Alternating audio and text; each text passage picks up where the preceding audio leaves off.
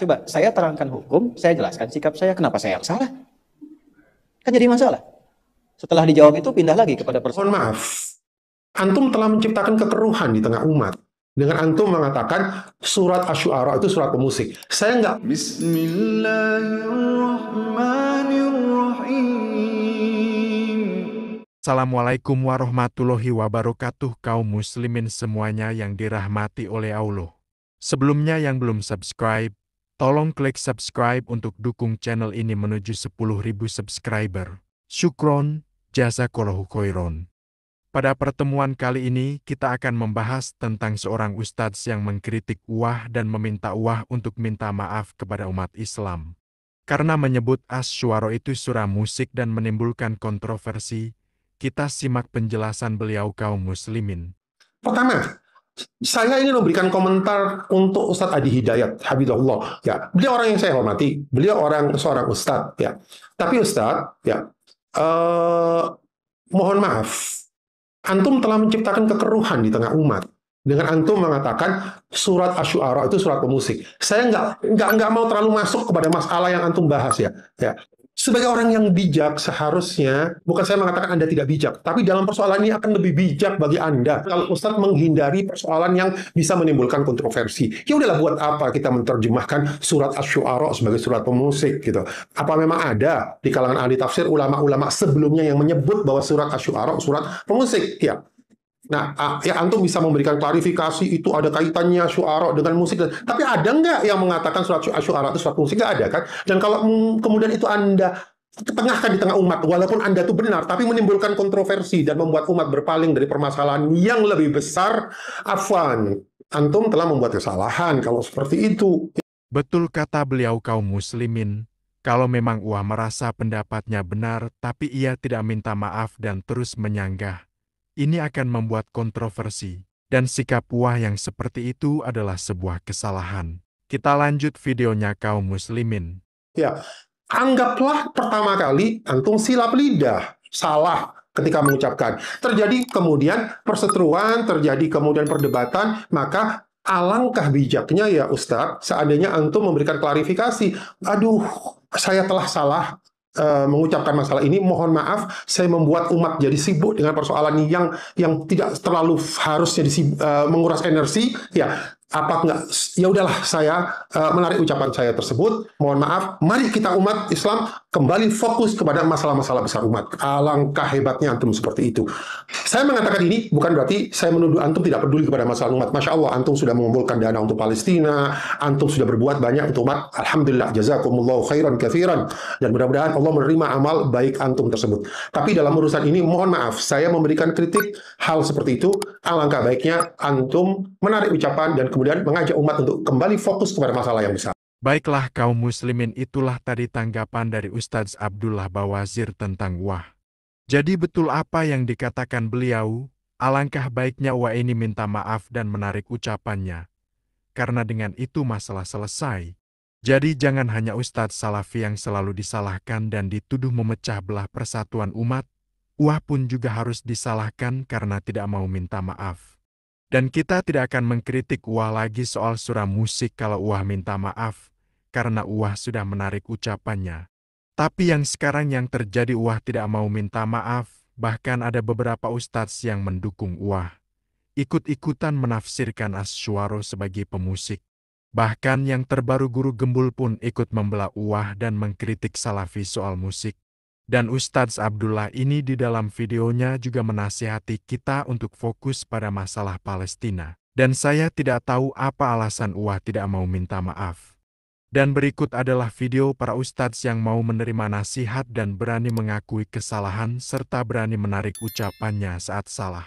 Pertama kita simak penjelasan dari Ustadz Muhammadiyah yang satu ini kaum muslimin. Intinya bahwa kita punya kewajiban untuk saling memberi nasihat. Tidak mengapa guru ngaji pun diberi nasihat, keliru diingatkan, karena guru ngaji juga bisa keliru, bisa salah. Kita tidak dituntunkan untuk taklid. Kita tidak dituntunkan untuk taklid.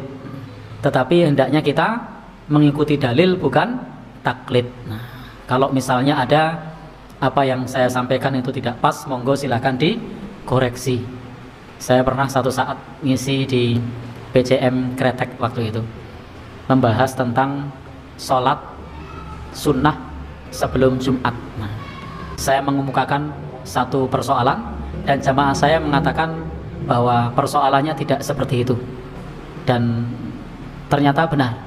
Saya sampaikan saya salah, jenengan benar.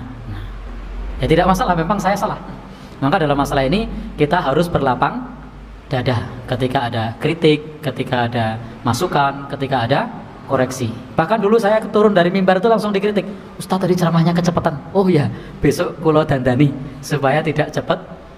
Jangan sampai kemudian, wah tadi saya kecepatan karena saya terburu-buru tadi. Nah, kita bisa melihat ketawaduan dari Ustadz Mujiman. Beliau menerima saat dikoreksi jamaahnya dan bukan malah ngeles seperti wah. Dan selanjutnya kita simak Ustadz yang satu ini. Nah, puji Allah Subhanahu wa Ta'ala ketika antum mendapatkan hidayah, ketika antum jauh daripada taklid buta, ketika antum punya ustadz antum salah, luruskan ustadznya, alhamdulillah. Kalau nerima, ya alhamdulillah. Nggak terima, selesai.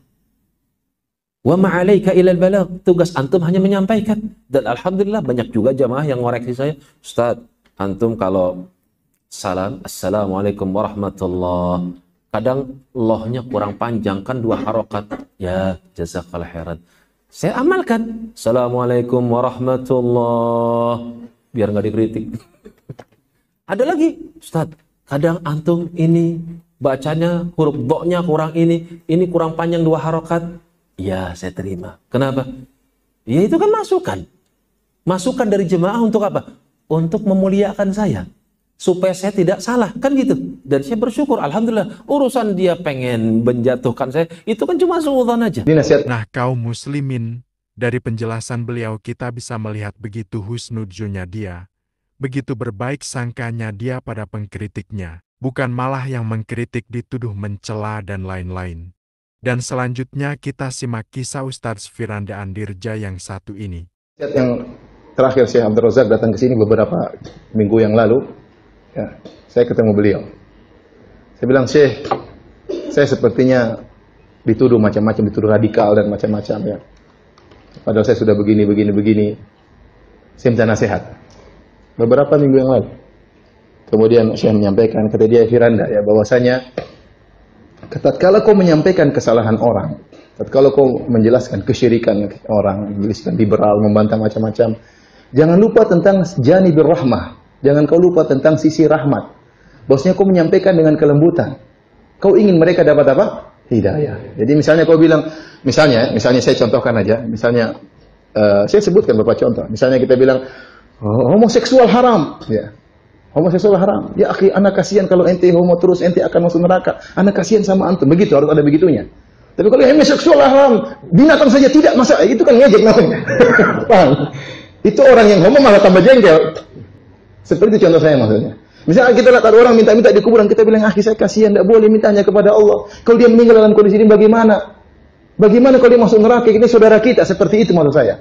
Itu yang sering dilupakan oleh saya. Saya sendiri bicara tentang diri saya. Selama ini saya tidak begitu. Selama ini saya sangar. Otaknya taruh di mana misalnya begitu.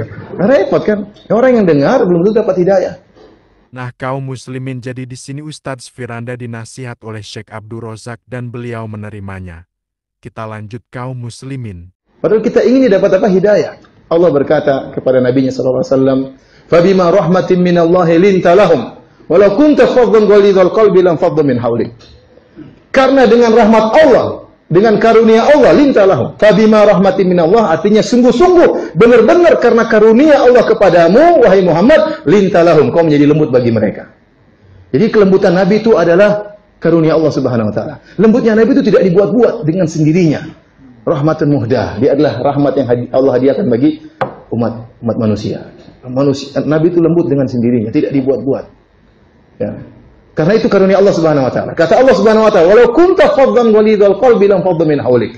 Kalau ternyata kau kasar, hatimu keras, kata-katamu kasar, lam faddu min hawlik, mereka akan kabur darimu. Itu sahabat. Kalau Nabi kasar, sahabat kabur dari Nabi sallallahu alaihi wasallam. Padahal Nabi, para sahabat luar biasa. Abarrun nasi quluban, kata Ibnu Mas'ud, hati mereka paling lembut itu para sahabat. Yang lembutnya seperti itu. Kalau Nabi kasar, mereka kabur. Bagaimana lagi kita tidak seperti Nabi, masyarakat tidak lebih baik daripada para sahabat. Oleh karenanya poin ini, poin lemah lembut ini penting. Dan asal dalam dakwah adalah lin, lemah lembut, bukan kasar. Ya, bukan kasar. Oleh karenanya para hadirin hadirat yang rahmati Allah Subhanahu wa taala, Nabi berkata, "Maka narifku fi syai'in illa zana." Tidak ada kelembutan diletakkan pada suatu kecuali akan menghiasinya. Wa man nuzi'an syai'in illa syana, dan tidaklah kelembutan dicabut dari suatu kecuali akan merusaknya. Maka kita berusaha meletakkan kelembutan dalam dakwah, dalam tulisan. Ini saya terus terang saya koreksi diri saya sendiri. Ya. Saya merasa selama ini banyak kekurangan ya, dan terus ada kekurangan tentunya. Tetapi nasihat Syekh Abdul Razak yang saya baru dengar baru beberapa minggu ini benar-benar memukul diri saya. Bahwasanya ada poin yang saya lupakan selama ini. Itu poin rahmat. Bahwasanya mereka juga kita harapkan mereka dapat hidayah. Baiklah kaum muslimin, itulah tadi penjelasan dari Ustadz Firanda. Kita bisa melihat ketawaduan beliau. Dia mau menerima nasihat. Dan beliau juga ceritakan kisah itu pada jamaahnya agar bisa menjadi hikmah dan manfaat. Jadi semoga Ustadz Adi Hidayat bisa belajar dari mereka semua. Semoga beliau dilembutkan hatinya oleh Allah supaya bisa menarik ucapannya tentang asy'ara surah musik dan Hasan bin Sabit sebagai pemusik di sisi Nabi.